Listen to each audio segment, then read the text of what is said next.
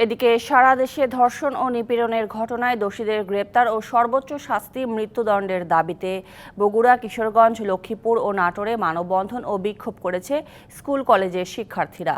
সকালে বগুড়া শহরের সাতমাথায় জেলা স্কুলসহ বিভিন্ন প্রতিষ্ঠানের শিক্ষার্থীদের পাশাপাশি অভিভাবকরাও বিক্ষোভ কর্মসূচিতে অংশ নেন। অভিযোগ করেন, অন্তর্বর্তী সরকার দেশের মানুষের জানমালের নিরাপত্তা দিতে ব্যর্থ হচ্ছে। কিশোরগঞ্জে আজিমউদ্দিন উচ্চ বিদ্যালয় প্রাঙ্গণ থেকে বিশাল মিছিল বের করা হয়। ধর্ষকের বিরুদ্ধে বিভিন্ন লেখা সংবলিত ফেস্টুন নিয়ে অংশ নেয় শিক্ষার্থীরা। এদিকে লক্ষ্মীপুরের রায়পুরে বিক্ষোভ মিছিল করেন সাধারণ শিক্ষার্থীরা।